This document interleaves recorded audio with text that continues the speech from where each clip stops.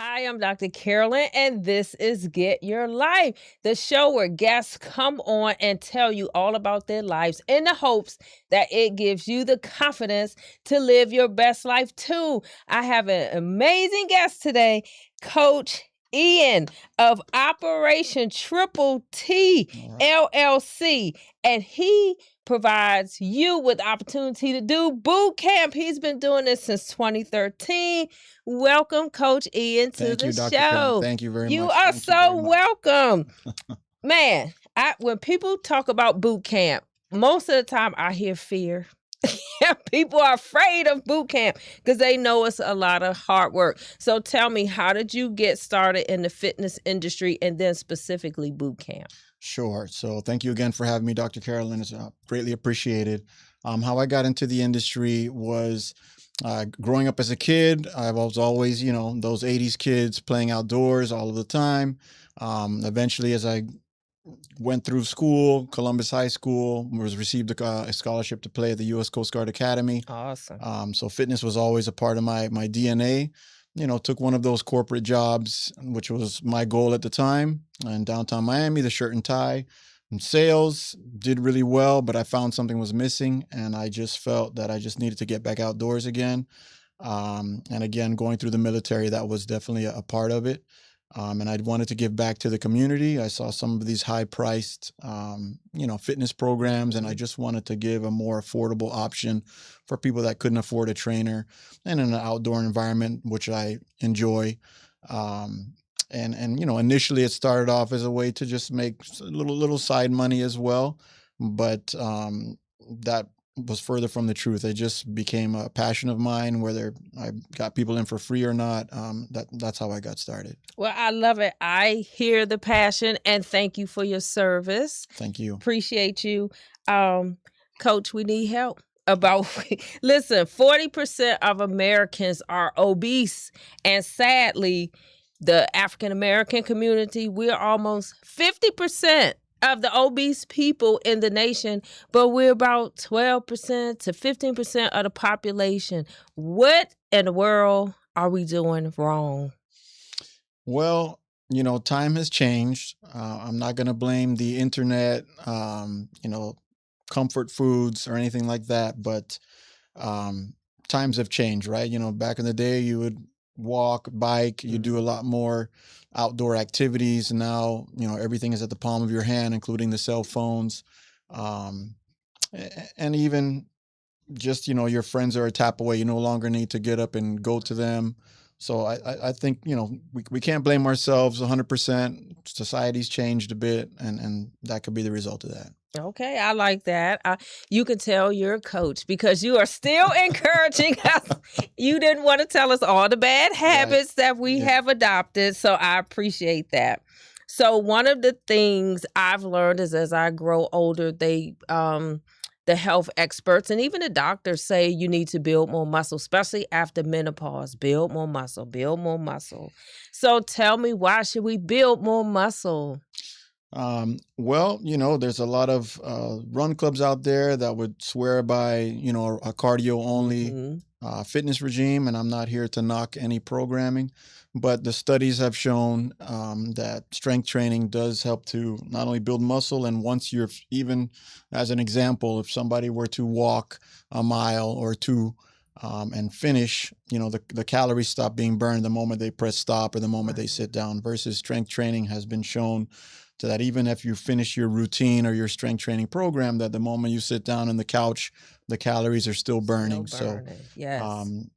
That's why I believe strength training should be a part of any workout routine. So you shouldn't be afraid of it. Right. I agree too, because also, again, after you get a certain age, your bones change and different Correct. things about your posture changes, your balance changes. And I found that as I increased the strength training, the muscle building, my posture is better. Like, I feel like when people get older, they start sinking. So the muscle to me helps you stand up straight and walk straight, and I always hear that it's good for the bones, and we want to not fall and break stuff when we get older, right? That is correct. 100% agree. So yeah, most of my members, when they come in, they all ask for, I would say the majority of them ask for the same goals. They want to tone, they want to tighten, they want to lose weight. And I do share with them, continue to do the things that you're passionate about. Some people like, they like yoga, or they like the Zumba classes, and they like to walk, and even I have some pickleball enthusiasts like yourself. So I always tell them, don't drop those things that you're passionate about, but you can just add to it. I love it. And that's what we're here for. I love it. So tell the people, what is boot camp, and who's the best client or consumer for boot camp?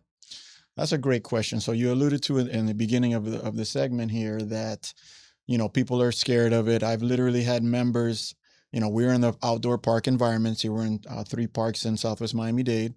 I've had a member come up to me, a longtime member now, but before she started, she said she walked around us for about 2 years before she decided to inquire and build the courage.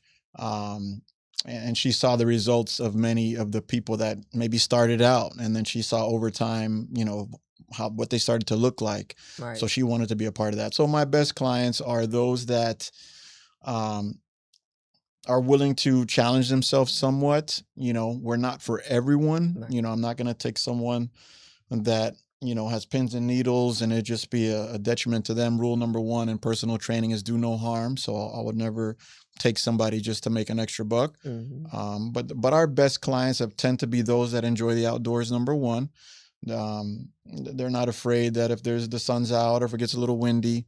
And then also I tend to see, even though we accept ages 10 through until it's over. Okay. We have kids. My daughter's been in the program. My eldest daughter's been in the program. Other kids have lasted a while. And then, most of them are between their 30s to their 50s seems to be our best demographic in women, but we have men as well. Okay, awesome. Well, I am going to release my fears and I'm going to let Coach Ian train me. So here we go. Sounds good. All right. So today, we don't have all of the kit and caboodles. The difference between our boot camp program, as opposed to there's many other boot camp programs out there, is that we use a lot of equipment on the field. So I know a lot of boot camps just pretty much do body weight only. It's running, push-ups, body weight squats and more running. So we really try to incorporate, as you mentioned, the strength training portion of it. So we offer weights. You don't have to bring the weights to the program. We have everything for you. All you need to bring is your positive energy and also your mat and about some water for hydration. And again, we stay in the shaded area. So I know, especially in South Florida, it can get a little hot. We always find the shadiest tree and we make it work. So today, believe it or not, we kind of did this workout just this morning. We have multiple sessions, morning and early evenings. And so this one is, some people that have been in the industry is called an EMOM. It stands for every minute on the minute. You're supposed to do a certain amount of reps per exercise. So we don't have all of the equipment today for space reasons, but Dr. Carolyn's going to do just a few. So the first one we're going to do, which is the second one on the board, is going to be kettlebell swing. So we're going to have her pick up the kettlebell. And by the way, if you are a beginner and wondering if this is for you and you're concerned about weights, we literally can do things without any weights at all until you build the comfort up. But right now we have a 10-pound kettlebell. So Dr. Carolyn, I think you got to do that. Okay. So the first one's going to be a kettlebell swing. It's really a leg and core and some arm exercise. So most people think it comes from the arms only. This is really a leg. You're just going to roll it between your leg, let the momentum carry, and pop your hips forward. So in today's exercise, we'll have you do that 15 times within a minute. But today we're going to stop short because I don't want you pathing too much. Yes. That's basically our kettlebell swing in a nutshell. And then you would have 30 seconds to recover. So it gives you time to break before the next one. The next one's going to be a box jump. Now, I know many people are scared of even jumping. They haven't jumped in 20 or 30 years. So instead of a jump, today we're just going to do a step up and then a squat. All right. So the board says 10 box jumps. Today we're just going to do 3 or 4 until you build the comfort.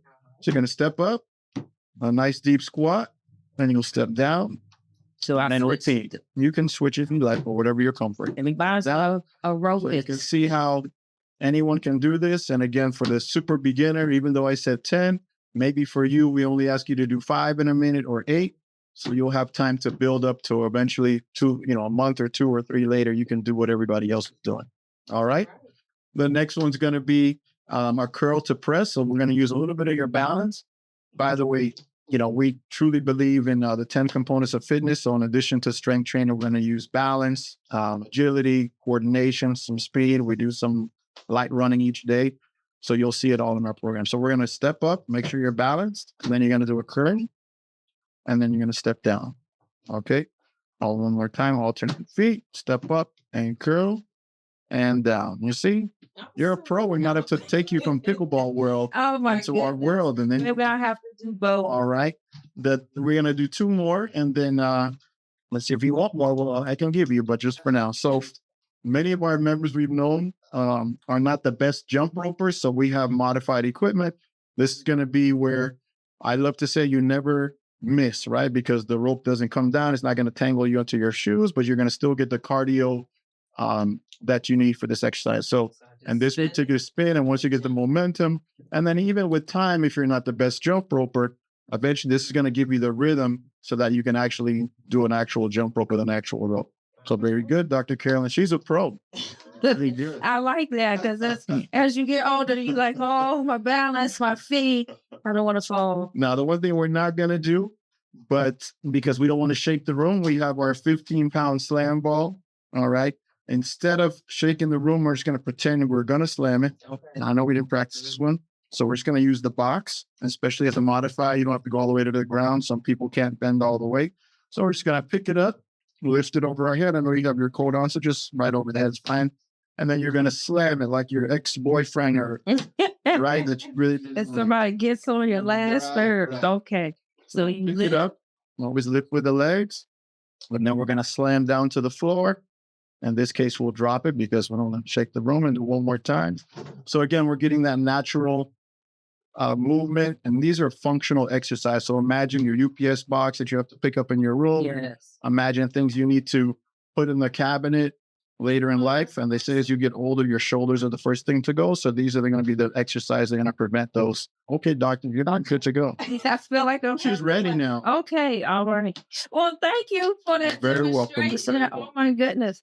I'm excited. Ooh, I'm ready for boot camp. Almost ready.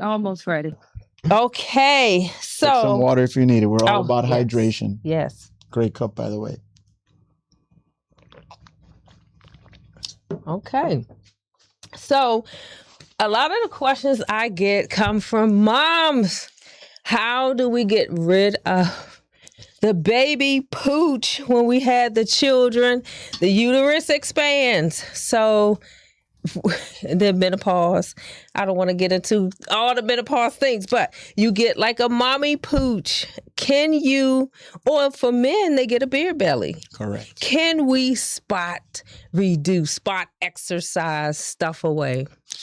So as much as I'd love to tell you, the answer is come to my program and we'll make it happen. The reality is, as far as the studies that I've read and all of the 1,500 plus members that I've seen, the sagging of certain areas or extra skin, you can do a great job by doing a lot of strength training, a lot of cardio. Obviously, the diet is extremely important.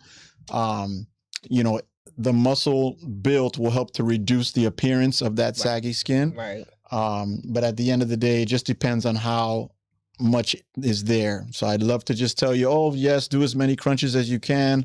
But the reality is you can't pick and choose where the fat comes off, unfortunately. Right. But I've seen amazing results. Again, being in an outdoor park, I have people coming up to me from time to time that are either playing soccer and they will say, Ian, every time I see your members come, they start, kind of like a box shape, no offense. And then within about 3 months, they have more of an hourglass appearance. So, I think, just consistency is key, number one. There's no one exercise that's going to get it, but I think consistency in whatever you do, it doesn't necessarily need to be boot camp. if you're a runner or a pickleballer or a walker or a Zumba specialist or Pilates, if you feel that is benefiting you and you're getting the strength you need, I feel just like you mentioned, your posture improves and you stand upright. But I guess that's my best answer for you there. So you didn't tell me no, but you're saying that it. exercise can change the body if we stay consistent. Yes. So how many days a week should we do boot camp? Even if we're doing other things, should we exercise every day? Should we strength train 3 days and cardio? Like, what's the combination? That's a great question. So, to be technical, the World Health Organization typically leans on, 3 to 4 moderate based exercises, so a little bit more than walking. We personally have 4 days a week, and some people, when they join us, they say, well, I want 5 or I want 6. And I must tell them, I laugh, because once they do 1, they're going to want that extra day break. To rest. But I always tell my members, back to what I said earlier, do those things on our off day that you enjoy. So whether you're already in the gym, whether you're already walking on the side or doing pickleball, to say that again, I encourage members to do at least 4 to 5 if you can. There's some people that do 7. I'm always in disbelief about that. But some people have a mindset that that's like brushing their teeth. If they don't do that, they don't move every day, they can't function. But then I'm also cautious when people try to do too much and they can't maintain that. Right. So I always say, do something that you feel you can continue to do consistently. I like that answer, because I'm always telling people, do something that you love. Like, if you tell me to do, I don't know, I've never been a runner type. I love to walk. I can walk 10 miles, 7 miles, whatever. But I've never been like a runner. I love to swim. So beautiful. I will go to aqua aerobics, I will swim, I'll ride my bike, and I will pickleball all day long. But if you make me do something that I don't like, I think that's when exercise becomes work. Correct. And you don't like it. So I like your advice. If you find something that you enjoy, because what happens is social too. Your boot campers will start meeting each other. Correct. And talking to each other and sharing ideas. So then it's like, I'm not coming just to exercise. I'm coming to live my life. I'm coming to get my life. I'm coming to socialize. We're coming to share. We've shared doctors, and we're sharing our coaches and things like that. So if you make exercise more than just something I have to do, I think people look forward to it. So my next question, with all the GLPs and a lot of people, and sometimes people say you shouldn't take it. If people need to take something, I'm not against that. And what I've seen, one of the biggest complaints is the quick weight loss and the flabby skin. What can they do with boot camp to help that? So in 14 years since starting this program, I've seen many, good and bad diets, right? Fad diets from, again, I'm not knocking any programs, because I saw people receive great results, but from Herbalife to Monavi to now all the peptides. I personally have never done those things, because I just feel like if I'm looking great, I don't want to be, I'm looking great because of this one device or this, medicine or this, pill that I'm taking. I want it to be because it's my work, right? So that's just my personal, I understand some people want the quick results, and my answer doesn't suffice. So I would just tell them to make sure they do their research, talk to their, doctor. I'm usually not the one to say yes or no, but I understand that it could be, people don't want to wait 3 months, 6 months, so I would just tell them to be careful, because things come and go. Right. And I would also say, just like what you said, the different fad diets, I've done a lot of them, especially when I was young. And I've done it all, the cayenne and honey and this, or the apple cider vinegar that, or the some of the brand name things where you drink the shakes and you don't eat for days, or you eat one meal and then you drink 3 shakes, or I've done it all. So what helps people stick with boot camp? Like, what do you do to help people stick with boot camp? Well, to go back to what you're saying, I also think what's important is some of these things might work very well, but some of them aren't affordable is the other part. So initially you get into something, you're seeing the results, but then, the membership bill hits and, right. So that's another thing I would tell people to be cognizant about is, make sure it's something you can do long-term Right. and not something that's just a fly-by-night. Why people join my program, as I think you mentioned, I think many young males like myself and many people in general today, their initial opening to the fitness world is the gym, right? Yes. So I was a gym guy for a long time.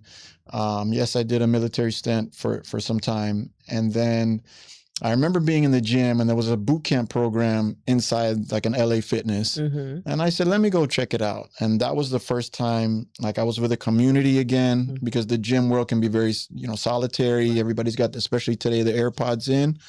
And yes, people, you might see the same faces over and over and you wave, but that's the extent of the relationship. I mean, was a gym person for over 10, 20 years.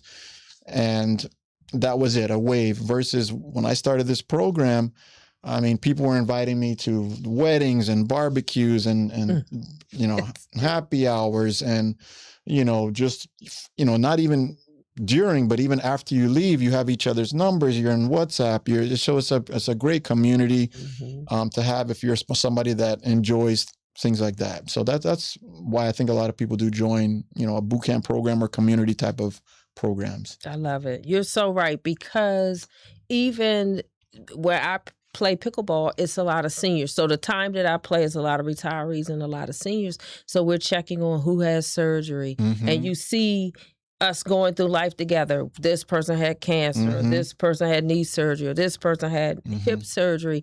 And so I feel like it's more than just the activity. Correct. I look forward to seeing, the friends and the people and things like that. So as we are boot camping, do you recommend boot camp in consecutive days, or would you suggest a boot camp day 1 and a rest day, and a boot camp day 2 and a rest day?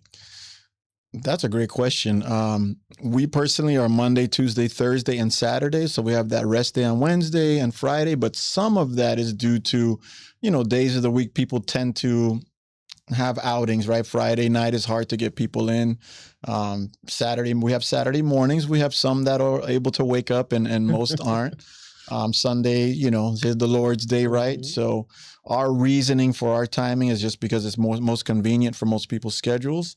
But in terms of recommendation, I feel, as long as you're not always doing the same exercise or routine all the time and you're giving your muscles a chance to break and recover, that's important. And just to kind of throw something about our program, in 14 years, while we've rarely, if ever, do the same exercise twice, right? So we're always creating a new program for you each and every time you come. And we think that gives you mental, like, I want to know what's happening today. I don't want to miss today. And to add one more story about that boot camp that I tried in LA Fitness, it was such a good session, and that's why I came back. But what ended up happening was it was the same routine every single time. And even though it was a good one the first time and the second time, mentally knowing what the routine was going to be, it kind of made me go, I'm going to skip today because I don't want to do that workout. So I think in addition to, it's okay to do back to back, just make sure you're mixing it up. And we feel we do a pretty good job of mixing up strength, cardio, and core each day. Perfect. What about the pain, no gain? And I hear that a lot, but sometimes I forgot to, I have my bullhorn where I yell at the people sometimes, but no, that's when they're doing too much, when they're doing the most. But my thing is, when is pain too much? Like, what's the balance? Because I heard you say the muscle has to break down and then it has to recover. Is that how we build the muscle, right? It Correct. Kind of breaks down, then we recover. So what is too much pain? Like when you leave boot camp, I'm sure you're going to be sore, but when is that too much pain? So obviously you mentioned it. There's a big difference, in my opinion, between soreness and pain, right? I think I think we know when we're sore usually comes from when you just get started out, maybe in a new program. I'm sure pickleball, the first time you played, your body was, what is this? Because you're not used to using certain muscles. Right. And with time, even though we will always try to adjust to make sure you're not being stagnant, there's a difference between a sharp pain. And I think the moment that a member tells me that they have a pain, we're immediately modifying. Obviously, I always take a sidestep to whatever their doctor requires, if that's usually rest. Right.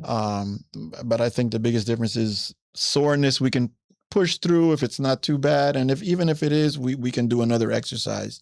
So we have had members that have, even today, I mean, I'm getting a little older and things do feel a type of way. Different. Yes, they do. But we've always modified. We've had people with major knee issues, and so they'll come to our program. We'll do upper body just for them, so we'll always find a way for them. So how do you, I'm assuming in boot camp, everybody's at a different level. Yeah. So how, if I was new to boot camp, I'm coming to boot camp and this is my first or second time, do I go with the people on my same level?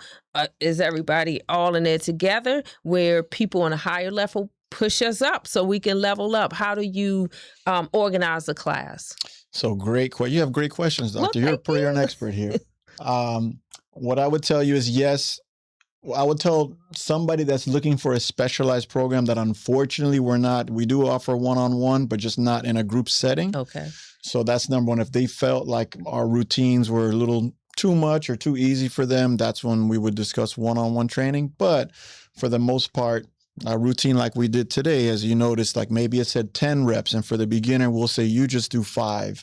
Or if the exercise is maybe too demanding for them, we will give them a modification. So technically, we're all still going to do the same exercise and the same routine, but some people, like I said, with the jump rope, we're giving them a modified rope. With burpees, I hate to use the B word and scare people off, but we do that with specialized equipment where they don't have to go all the way to the ground, so they still feel a part of the program, and they don't have to be singled out. Well, everybody else do this, and you go in the corner and do that. So everybody's always together, and that's the way we've been able to manage it. I love it. And so I think about things, you've been in the military, and you all have to train for that. But I have never been big on those push-ups. Like I could do a couple, but all the way down and all the way up, all the way down. So I want to do the knee version. Oh, yes. And I do the knee push-up. You do the knee push-up? Yes. Okay. Well, there's no shame in the knee push-up in our program. Okay, no shame good. at all. I love it because we don't want to be shamed. We can't do everything. It's better to do a good knee push-up than a bad off-the-knee push-up. I always explain that. I like that. Yep. So what is it, form over... It's some little saying, but the form takes precedence over the weight. Like I see people even in the gym, they want to add more weight, so I can say I can bench 250 pounds, but it's so bad how you're benching it. Like it's really not effective. Right? Yeah. Of course, it does happen. And, we have members that maybe don't go 90 degrees on a squat, and some do a little bit higher. Not everybody has the same range of motion. So that's true. From a training standpoint. So we can't beat, but then there are some that we know can go low enough. Those are the ones that might get that might get a talking to. Okay, I get a tap on the shoulder. So if you had to give someone 3 things that we could do today to make our health better or feel better or look better, what kind of things would you tell the audience to start today? Okay. So I've always been huge. Anybody that knows me knows that I'm big on the B word, balance. I studied it. I've seen it with my own eyes through my members, through myself, and it's not the easiest, but it is simple when you think about it. So balance, meaning if the perfect triangle, 3 sides to a triangle, on one side needs to be strength training, right? On the second one needs to be nutrition. Okay. And the third one that most people forget about is proper rest. So proper exercise, proper nutrition, and proper rest. And even myself, even though I might constantly be, working out on a great routine for the exercise portion, the nutrition, I sometimes don't eat the best, right? But I try. But the sleep was the one that I've, struggled with, right? I felt the need to watch one more movie at night or put the Netflix on one more time instead of just going to bed, because next thing you know, I wake up, I don't want to get up because I didn't get the rest, and now I'm eating at a different time. So I'm not saying one's more important than the other, but I think if people can find that balance, and when I said strength training, I really meant proper exercise. So for exercise for you could be walking, it doesn't necessarily, but something, right? Move your body. So I love that. Those are 3 things that people could do right now. And I will raise my hand and say rest was not my thing. And and that was one of the problems I had. And until I rested, I just didn't feel well. I could exercise and do all that stuff. I just didn't feel well. So rest is very important. I told you the time was going to fly by. So now we're at the end. So look into the camera and tell the audience how they can find you. Sure. So thank you again, Dr. Carolyn, for having me. Again, Operation Triple T Fitness. We are in 3 local Southwest Miami-Dade parks. My first one is Deerwood Bonita Lakes Park, right next to Zoo Miami. The second is Tropical Parks, everybody, the well-known iconic park with the hill. We're on the track most of the time. The third one is going to be Coral Reef Park, which is in Palmetto Bay. So we operate in the mornings, also in the evenings. You can find us on social media on Operation TTT. That stands for Operation Tank Top Time. So if you're ready to get in tank top time shape, come and see us. So you can find us on Facebook, Instagram, X, you name it, we're there. So www.operationttt.com. All right. So that is Get Your Life. Again, I'm Dr. Carolyn Edwards. Thank you, Coach Ian. Thank you. And remember, you can get Your Life on all podcast platforms. You can get the replay on youtube.com at Dr. Carolyn Edwards. And remember, you have the power to live your dreams. All you have to do is be you. Until next time.